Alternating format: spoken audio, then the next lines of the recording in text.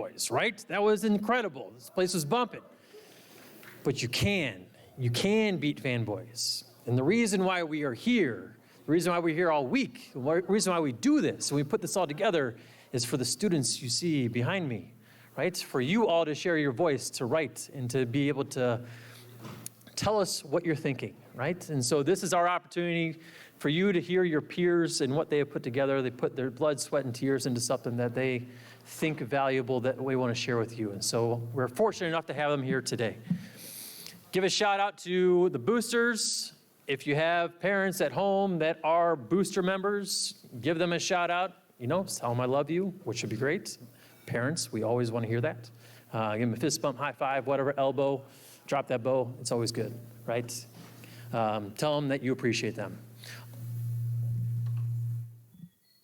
Okay. We're still good. No? So, without any further ado, we're going to get this started. We have first up, Maddie. Give a round of applause. Let's do this.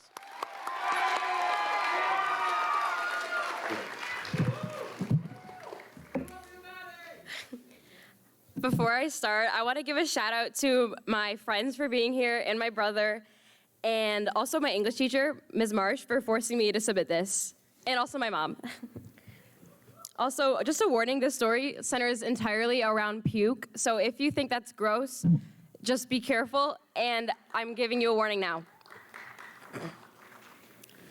So which one of us is going first? Two of my best buddies and I nervously eyed the container of McCormick garlic powder adjacent to the box of food coloring. The brightly colored box with neon written across the top hurt my eyes. Same time, one friend suggested. We all agreed. Each of us put a few drops of food dye on our spoons, blue, green, and pink. Taking turns shaking the plastic jar, we filled the remaining volume of our spoons with the garlic powder. The powder slowly soaked up the food dye like coffee grounds do water. The longer I looked at it, the more I thought to myself, this can't be a good idea. But there was no way I was going to be the one to bail out. Come on, how bad could it be? We counted in unison. 3, 2, 1. Little did we know, we were ticking off the seconds to our impending doom. I squeezed my eyes shut as we each shoveled a heaping spoonful of the concoction into our mouths, and it was nauseating. The three of us were shocked and utterly disturbed by the flavor and texture. It was as if I was eating sand. The taste in no way lived up to the delightful food dye packaging. My life had flashed before my eyes, and an overwhelming sense of guilt took over me after seeing every bad thing I'd ever done. I shook this feeling off quickly. Immediately, I spat into a nearby napkin. Even after, I could still feel my guts churn, and I had to resist throwing up. My friend did not have as strong of a stomach. She clung to the nearest dish to release her vomit. My jaw was on the floor. I let out an, "Oh my God," which was the only coherent sentence I could form in the moment. But the power of our mixture had not yet worn off. My face was going numb. My head started to ache. My heart was pounding. I had to fight to stay conscious. I could only stay seated and watch my friend hurl the combination of food additives. The room was filled with the sound of chunks exiting her throat. The sight of her heaving up our mistake had only worsened my agony. She sat back down, breathing heavily. I exchanged a look with my other friend. We silently asked each other, "What now?" As our bodies started to recover in a cold sweat, her dog sprung towards the cup and devoured all of the fluid. Dumbfounded, we could do nothing to stop this. "No, Bosco, don't do that," we begged. Our pleas did not seem to faze the hound at all. He gobbled up her excretion like it was peanut butter. When he had finished his meal, he looked me in the eyes and licked his doggy lips. He was aware of what he had done, the toll it had taken on us. He was proud of it. I thought he might have even had a faint smirk. We had to act fast. The three of us divided and conquered to clean up this disastrous mess. My first option was to scrub the floor. The vomit fumes staining the kitchen pulled me away from that choice. Instead, I took to the table. The violence that ensued caused food dye and garlic powder to spill onto the table. We never got a chance to close the lids. I lunged towards the spillage with paper towels in hand. I felt as if I were in a Bounty commercial. I swiped the mess with immense precision. I watched in awe as it absorbed the liquid without hesitation, just as advertised. Not much time had passed until we had completely reversed the dog's wreckage. As much as I wanted to forget the turmoil that I just endured, our vibrantly colored mouths and a few blue-green paper towels were a sickening reminder. Thank you.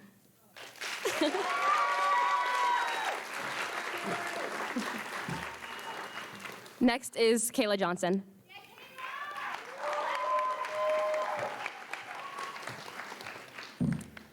Hi, I'm Kayla, and I'm a senior, and this is my second year at Writers Week. Also, shout out to Miss Morano's class, and to Miss O'D for coming out to see me. Okay, so the title of this piece is called Sweet Dreams. Dreams. Do you have them? Do you love dreams? Do you desire them as you fall asleep? Dreams are a collection of images, ideas, emotions, and sensations in your mind during a particular stage of sleep. It's a universal connection between the mind, body, and soul. Tell me about these dreams you have. Do you have them under control? Dreams are different for each person. You can't compare. For each stranger you may pass, this is what you have to share. They have dreams like us, but they're scared. We all have dreams that hide somewhere. You may not remember what happened in this dream, but it's there. Somewhere deep down, you have it stored in our brains. You may say you don't have dreams or it's rare, but you do. It's somewhere in a secret little spot wrapped in chains. Dreams can feel extraordinary, as if the real world is disconnected. But beware, for this good thing can become evil within the hour. It can poison your mind with nightmares that come unexpected. Nightmares are a taste of reality, bitter and sour. First, you're running in a field of flowers. Next, you're in a shark's mouth getting ripped to pieces and devoured.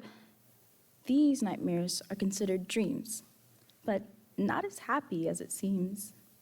Sometimes I wonder if dreams are a blessing or a curse. These forced dreams that I have, are they assigned? I sleep and have dreams as if it's been rehearsed. These dreams play, pause, and reverse in my mind. Never in my life have I had anyone ever ask, have you ever had a nightmare? But they do ask about dreams, referring to the happy little things in your mind. So I tell them how each night I go to bed and say a prayer, and I talk about happy dreams I once had, but never about the nightmares I'd like to leave behind. At 7 years old, I once had a dream that woke me up in tears. My lungs couldn't breathe, my nose flared, panicking from fear. My heart felt as if it was in my ears as I prayed to God and asked if he could hear my silent cries that reached to the skies, wanting him near. You see, at this time, I only had good dreams. So when my first nightmare came around, I was frightened, to be clear. And I hoped that when I went to bed, this wouldn't be the theme. But these are nightmares, you see, and they went on for years. These bags under my eyes didn't come miraculously. I was hiding from those thoughts inside. They came from my unwillingness to sleep. So many restless nights. I couldn't go to bed even if I tried. There was once a time I tried to have a dream and not weep. I closed my eyes and I counted 1 sheep, 2 sheep, 3. No, I can't fall asleep. Not with these thoughts that feed off of me. My mind, body, and soul. It finds cracks to fill and seep. I know you may be worried or concerned that I'm telling you this, but let's be honest, we've all had nightmares about things. You're telling me you haven't had one bad dream in your life is pure bliss? Think long and hard. Even children have nightmares about monsters that sing. Take my word into consideration as you fall asleep. Go on and keep dreaming good thoughts. But remember, nightmares can crawl and creep. They can slither into tiny corners and spots. But don't worry, it doesn't last long, and you won't scream. So as we part and go to sleep, I'll wish you good night and say, sweet dreams. Thank you.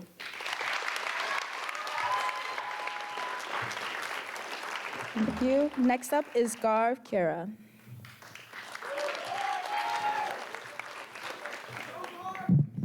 Thank you. Hello, I'm Garv. I'm a senior. And shout out to Miss Fudala's AP Lit class. Yeah. I'm going to be reading a few poems that I wrote. They're not really related at all, but I'm going to ask you guys to visualize some context for yourself. The first one's called Winter's Cruelty, but I want you guys to envision for yourself what you think about when you think fall goes to winter, what you see. A display of nature's beauty. Our thoughts on fall leaves gracefully settling down into the luscious green grass. But what if it was pain, sugar-coated with color, deceiving the naked eye. The world is cruel, a fact we must accept. Even nature itself drowns in its tear-filled despair. It can only watch the agony, its family lying lifeless on the ground in the form of dead leaves. It's an indescribable torture as it watches the bodies of its loved ones covered with brutal white flurries sent from above. The light it relies on so heavily on shines a shorter time each day, leaving it alone in the dark. Lost in its own sorrow, it can do nothing but hope for a brighter future, one where it never has to relive what it's gone through ever again. Yet unbeknownst to nature, the cycle will repeat itself forever. Thank you.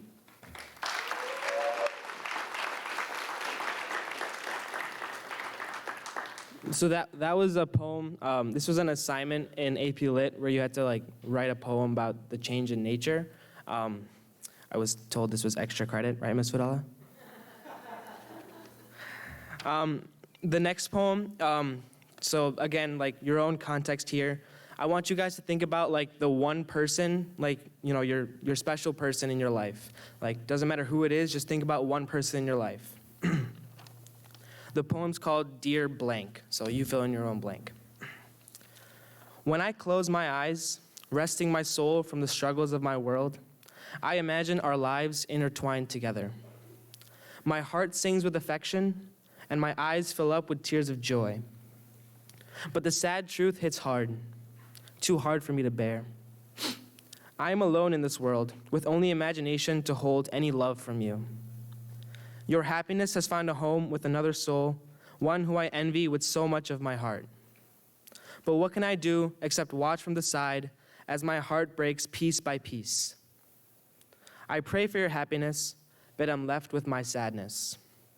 My heart aches for your love, your attention, but deep down, it knows that reality never falls its way. It's been cursed to fight, never once succeeding.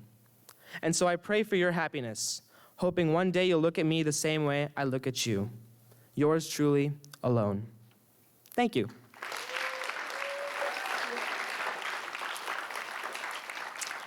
Okay, so next up is Ryan Goodwin, right? Yeah.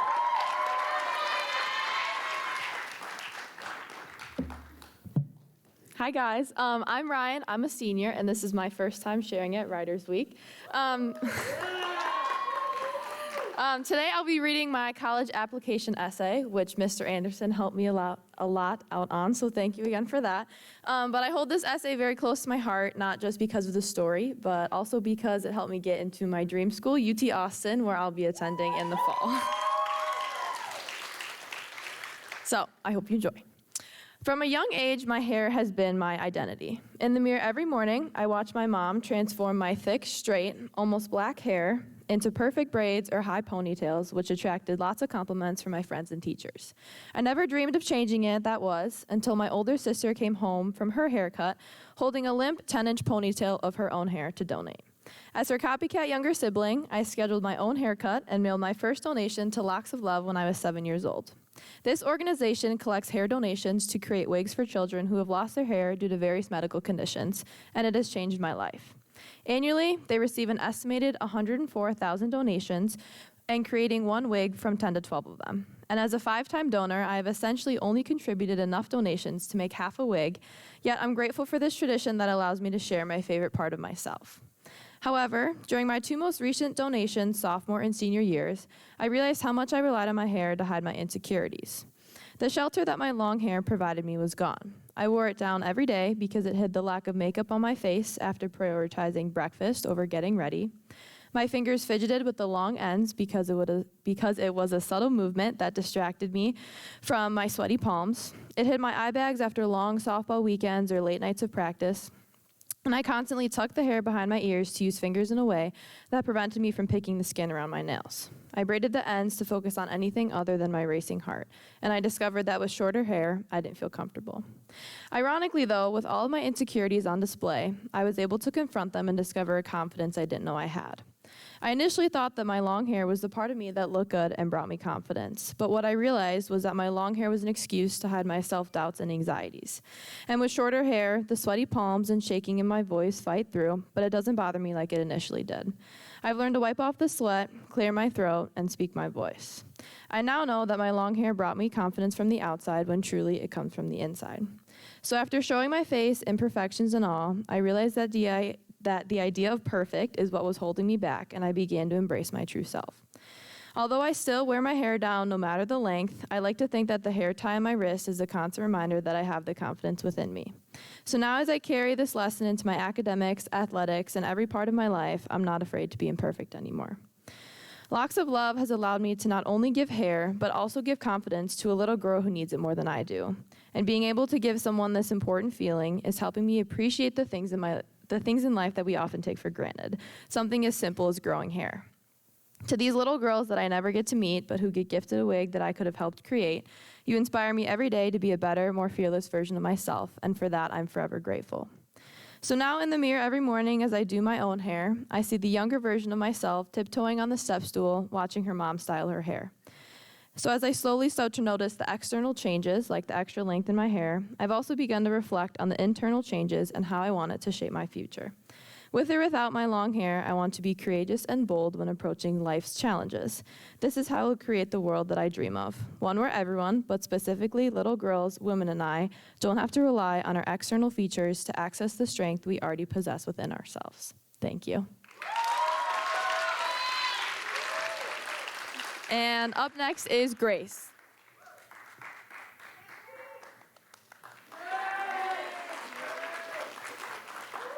Hi. I wanted to give a shout out to Maneo's 6th period English class. Okay. Before I start, I want to give a content warning about body image and social media. My piece is called Valid Nation. And there it is, that sinking feeling, where the anxiety seems to crawl up and out of you, threatening to consume you whole. You can't let your voice break, show other people the cracks behind the facade. So, of course, you act confident, because you have been raised to live in a society where you fake it until you make it. I've been told this by countless people, slogans, family members, but at what point do you lose yourself to the valid nation? At a young age, little bits and pieces of this or that are thrown at you, demanding that you be skinnier or prettier or smarter, and so you collect them, holding them close to your heart, keeping them present in your mind until they pile up. By then, you slowly stare at the person in front of you, who's so unrecognizable that you don't even know who you are. Every small comment turns into repeated echoes so close to your heart that every time you hear it, you feel a small prick in your chest. Nowadays, you have to live in a world where feelings are tossed around, which causes you to get hurt, broken, waiting for someone else to come along and fix you from the damage of another, and someone else to tell you you're okay. Otherwise, you're not sure. Even now, you're not sure of it. You lose yourself to the valid nation the moment that you wear a baggy shirt to hide your body after scrolling through hours of social media, or when you listen to the whispers that tell you you have to let go of your dream because you don't have what it takes to make it, or having the fear that you need everyone to like you. So you take different masks spun out of the words of each and every person and put them on for each and every person. That's when you lose yourself to the valid nation.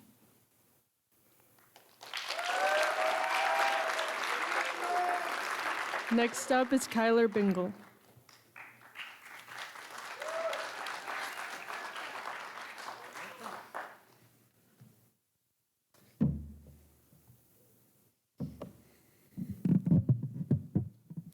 Hi, my name is Kyler Bingle. I'm a junior in Mrs. Enk's 6th period.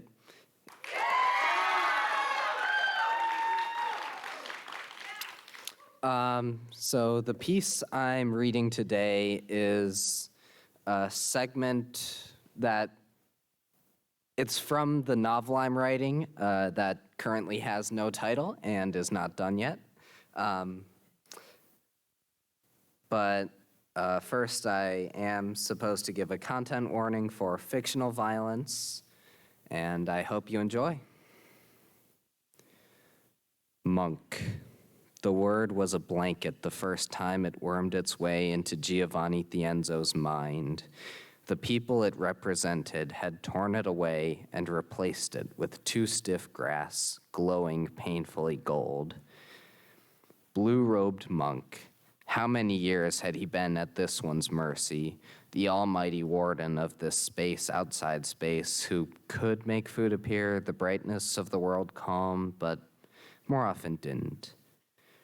They must have been feeling especially generous that moment. The grass almost felt real. Giovanni didn't bother to look, though. It was too much to expect the green on the horizon carried itself to where he was kneeling. Unless it was a dream, of course. Those had been happening more often recently. He glanced to his side and caught proof of it. Matthew was back home, not this miserable place. Burlap-robed monk, a trainee if Giovanni had picked anything up from the couple days with them before his life became torture by light. Matthew definitely couldn't be one of those. He was always there for Gio, keeping the younger an arm's length from fire ant hills and thorn bushes. His dream must have latched on to that gap in age. Matthew had exchanged the roundness of youth for uneven stubble and bags under his eyes. Giovanni almost chuckled. He probably looked even worse for wear. Blood-robed monk, smiling, proud to hand his disciple a blade without a point. Giovanni was sure it was a nightmare. Disciples, no matter how committed, didn't peel back old friends' hoods with that kind of malice, cool steel gripped in the other hand.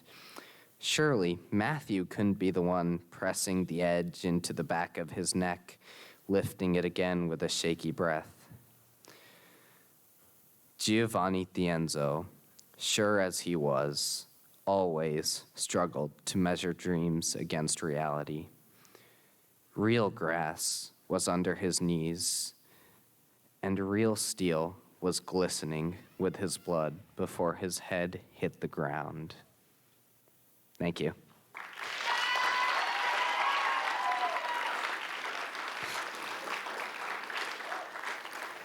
Next up is Dominique.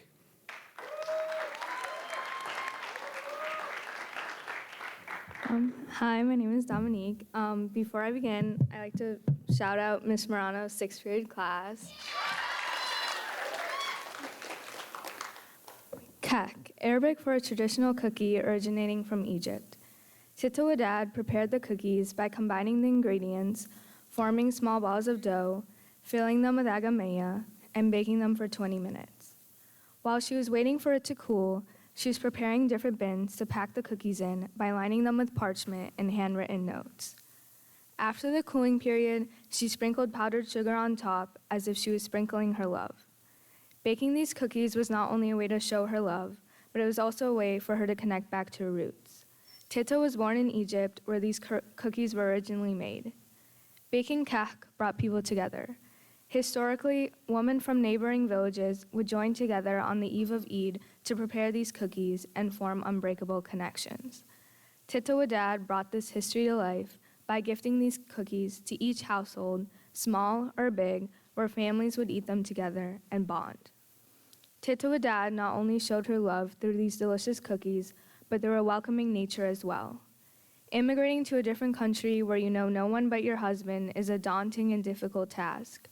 My mother left her family and comfortability to sacrifice for my sister and I's sake, but through this extreme change, Tito Haddad was there to offer comfort. She welcomed my mother in the community by constantly calling her and asking her to come to church to help her with something, when in reality she didn't need any help, but just wanted my mother's presence. This made her feel included and loved. Her love for my mother passed on to my sister and I. Every birthday, Easter, and Christmas, Tito Haddad would give my sister and I a gift bag filled to the brim with candy, jewelry, and delicious kek cookies. Even though we were not her biological grandchildren, she treated us as if we were. With none of our grandparents living near us, she became one for us, and she wholeheartedly was one. When she passed away 2 years ago, the whole church was in mourning. Her spirit not only impacted my family, but all those around her. While she's not in this world, history still continues. Her impact on people encouraged me to have love for everyone around me, and in fact, one of the many life lessons she taught me was how much our actions can show love. That lesson stays with me always, as I often struggle putting my love into words, but as I learned from Tita, I've grown a love for baking and cooking for others. I plan to always use that lesson and show my love to people I appreciate in my own unique way. Her actions were simple, but showed the strongest love, a love that I'll feel throughout my whole life. And although I'll never be able to taste her cookies again, I'll always remember the wonderful taste, which cannot be replicated by any recipe, as she baked these cookies with her glorious soul. Thank you.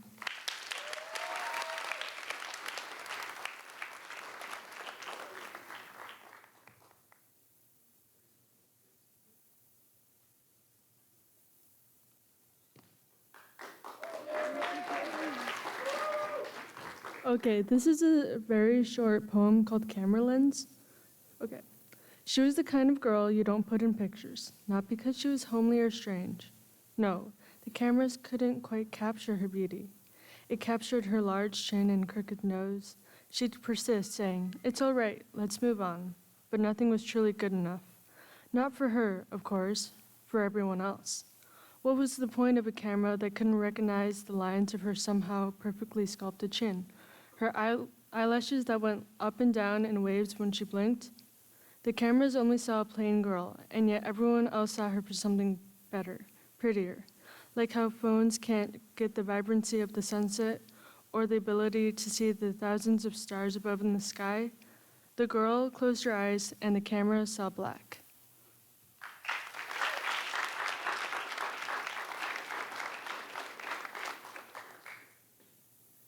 All right, let's hear one more time for these presenters here this hour. Nice job.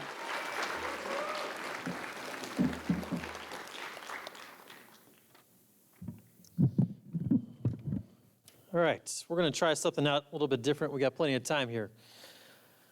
Okay, so we're going to, I'm going to grab a slip of paper for each of you presenters, right? You have a challenge here, okay?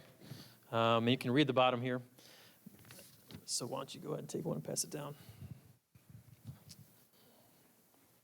We're going to do some instant poetry here. They don't know this is coming. We need one more. Here it is, okay? You're gonna write a 10-line poem that includes at least 2 of the following words, okay? So you need to include 2 of the following words. Do you have something to write with? Or maybe your cell phones? You could write it on your cell phones, right? Give it a shot. Ambition, hustle, turn, chase, hold, jaded. Yeah, they have all these words, right? So they don't have to listen to me talking, but these are the words they have to use. Ambition, hustle, turn, chase, hold, jaded, unknowing, burn, edge, dance, firefly, snow, string, fragility, stranger. That's it. Okay? So at the end of the entire thing, okay, you got to try to make this work into some sort of poem, if you can do this. I know it's a difficult task. You up for this challenge? Yeah? Do you think you can do it? Right? I know it's tough. But we got an entire auditorium of people supporting you in doing this endeavor. So I know you can do this. Okay? We have a couple of phrases here as well. At the end of all this, we have "we are all in this together," and we have "while the world burns." Okay? So you have to use 2 of those words, those phrases, and make a poem.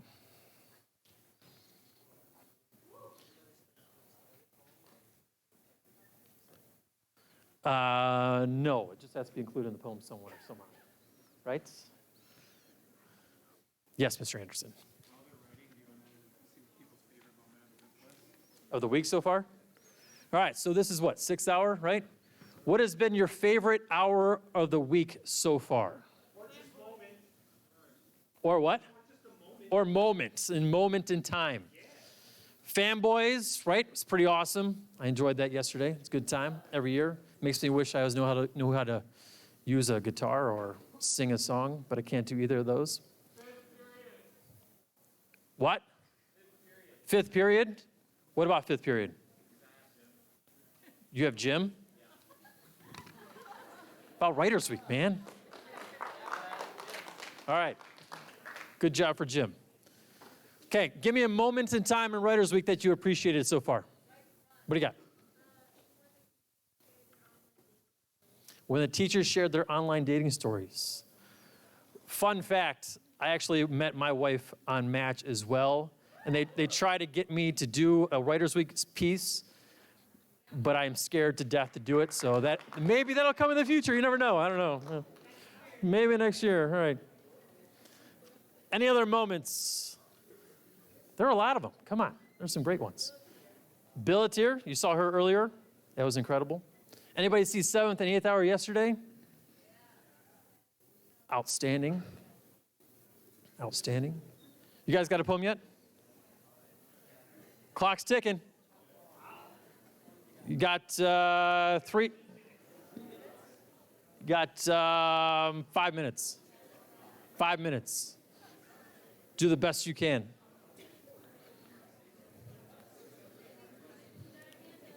We got a hand. Where do we got? What do we got a hand? Yes. You like their presentations? Garv and Kyler? Yeah, nice job. Well done. What else? Moments that you enjoyed. Here in the back, top right. Stage right. Fanboys? Nice. Did you have a favorite song that stood out to you? All of them. Can't go wrong with all of them. They're a good, talented bunch. Where? Oh, yeah, that was good. I enjoyed that very much. Fremd grab, that could be you. That could be you in a couple of years, right? Any other moments that stood out to you? There you go, back left. ESPN writers. Did you learn anything from them? I don't know. I don't really watch sports, but like they're. It was cool to hear about how they got to be where they're at, right? Nice. Appreciate you, Anna. Awesome. Anybody else, any other moments in time that you recall or you enjoyed? Maybe previous years. Okay, here's a question I have for the audience as they're still writing. If we could invite one person to Writers Week, who would that Writers Week person be, right? Who would that person be? You got to raise your hand, though, if you want to give a contribution here. Here we go. What do you got? Yep, blue shirt. Mike Tyson? What do you think Mike Tyson would talk about? Punching things. All right. What else? Another one. Here we go. Who would you invite? Who? I don't know who that is. That didn't seem like a positive reaction there either. Who we got? Who would you invite? Hold on. Shh. Shh. All right, who do you got? Harry Styles. All right, I've never seen him in person, but I've heard he's great. What do you got? Taylor Swift. Why not? Let's go big. Go big or go home. Bad Bunny? I know that that's a rapper, right? I don't know Bad Bunny. You got 2 minutes, panel. 2 minutes. Pressure's on.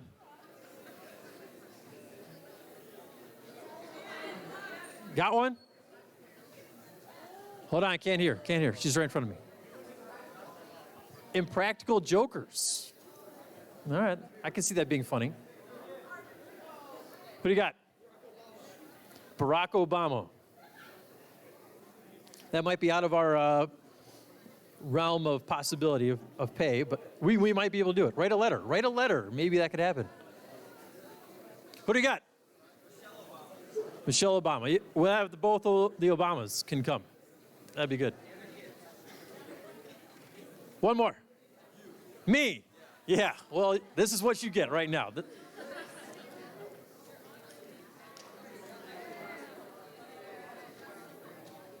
No? No?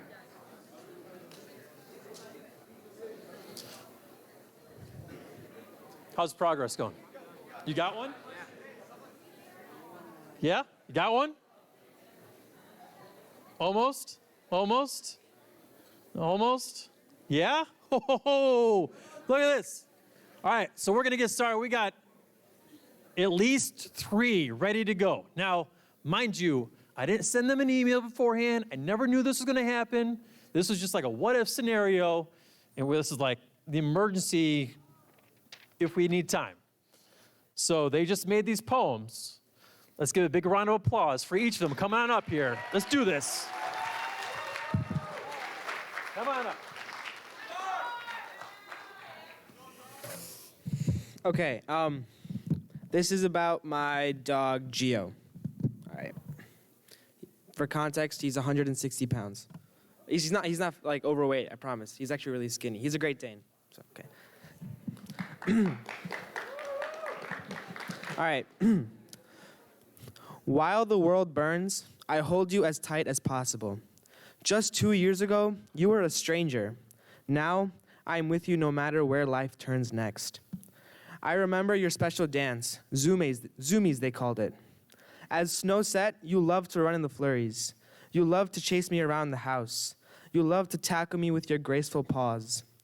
Your weight held me pinned on the ground as I tried to hustle away. And now we are together, and I am not letting go. Forever and always, you will be my Great Dane. There you go.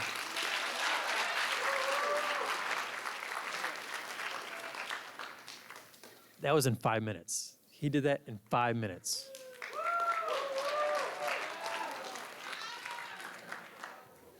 Thank you.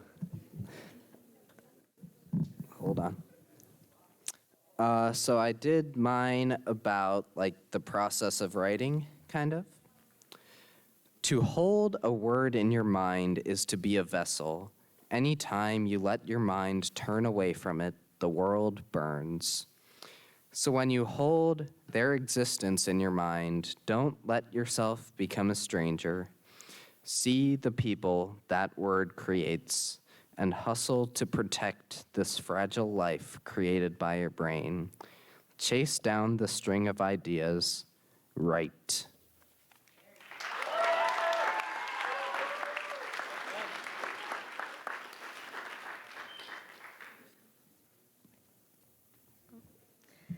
At the end of all this, my ambition burns and yearns for love, but as I move towards the snow, I find the unknown in a stranger.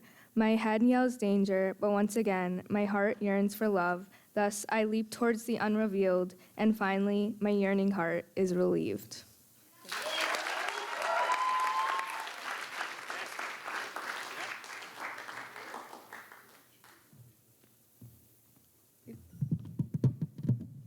Okay, while this world burns, I'll put my feet on the table. And my heart doesn't yearn for this world and its label.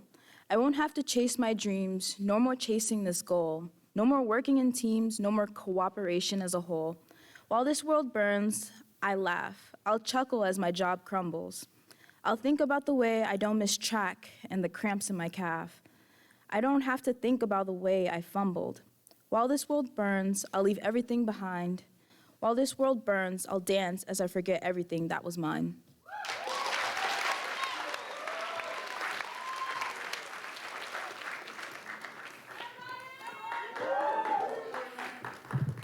Okay, I wrote this about being on a team. A team starts as strangers, while ambition drives us, while hustle pushes us, while we rely on each other to achieve the same goal. Bonded by nothing but a jersey, at the end of all this, we hold all the memories we made because the team ends as a family.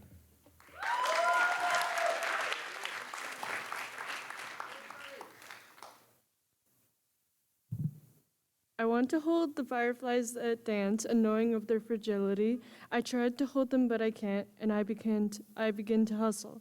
I'm on the edge of my feet, their wings begin to rustle. I chase them, but they fly away and fill the sky like snow. I'm not too ambitious, and so I let them go.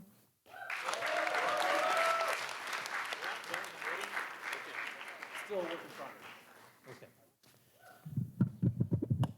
5 minutes, everybody. That was incredible. Let's hear it one more time for him. Okay, so I got some questions.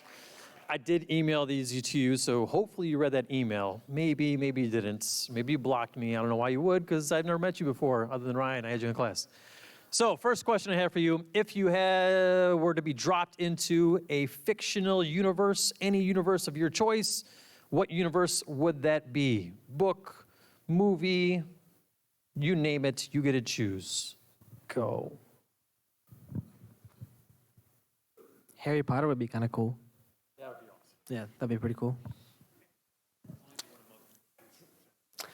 I haven't seen much of it, but like Star Trek looks kind of nice. I would also say Harry Potter because it would be really convenient to have magic. I think that any Hallmark movie, because everyone seems so happy, like, that would be my go-to. Probably the Marvel Cinematic Universe because I love the movies. I'd say the Marvel or Harry Potter. I'd probably want to be anywhere that's a cartoon because I think everything would be so much cuter.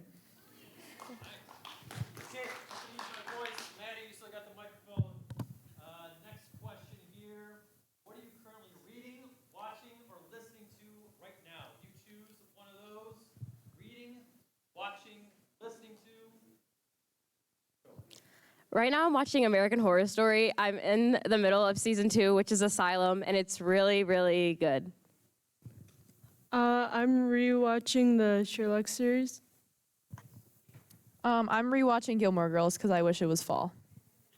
I'm rewatching Bridgerton for the second time, the second season specifically. I'm reading a book called All of Us Villains, and it's a fantasy book, and I recommend it. It's really good. I'm stuck in the middle of Winter's Heart by Robert Jordan. It's a fantasy book. I'm currently watching Tom Clancy's Jack Ryan series. It's a pretty good series. Nice. Oh, and I'm currently reading Game of Thrones, which is awesome. First one.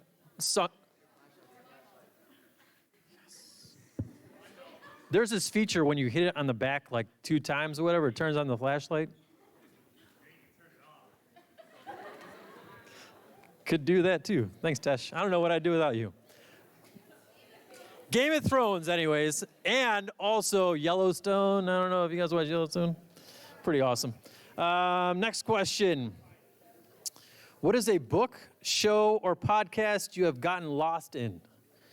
A book, show, or a movie, I guess. Yeah, book, show, movie you have gotten lost in. I will add to the Harry Potter. I've been lost in Harry Potter for sure. If I could be in that world, it'd be awesome. The movie Bullet Train, I think I've watched it like 6 times. I just like laugh so hard every time I watch it.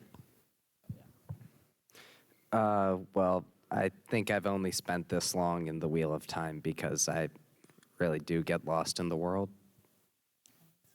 I would say like all of the Jurassic Park movies. They're really good. I really only watched this because of my like little sister, but the Barbie like movies and like Princess Charm School, that was a really good one. I'm going to have to go back to Marvel, specifically the Spider-Man ones. If you've seen the last one, you know what I'm talking about. I'd say Criminal Minds is really like interesting. I like it. When I first watched the movie Little Miss Sunshine, I wouldn't stop watching it. I literally was in my DVD player for like a week, and I just watched it every day.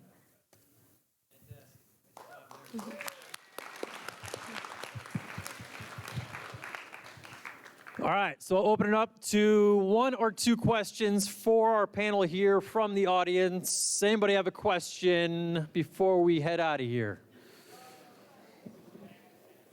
1 or 2 questions. In the back, what do you got? Is that Nove? Oh, hey, Nove.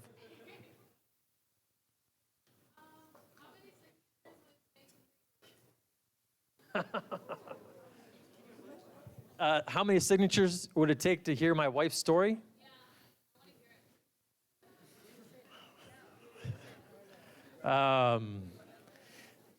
It's not a matter of signatures, no.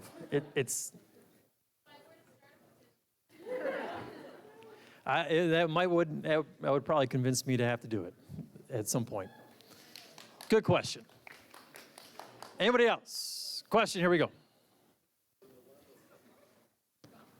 Yep, over here.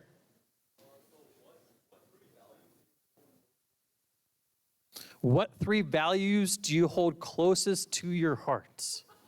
I feel like you know him. Okay.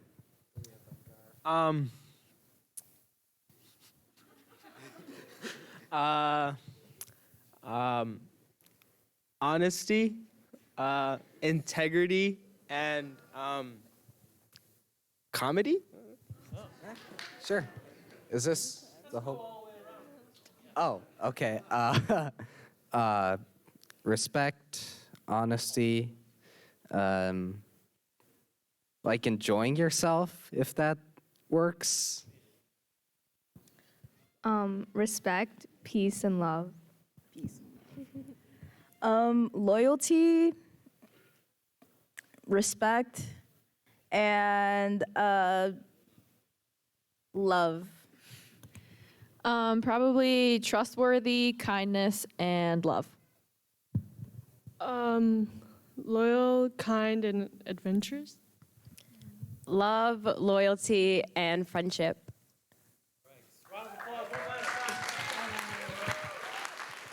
You all have been an incredible audience. Have a wonderful day. See you back here.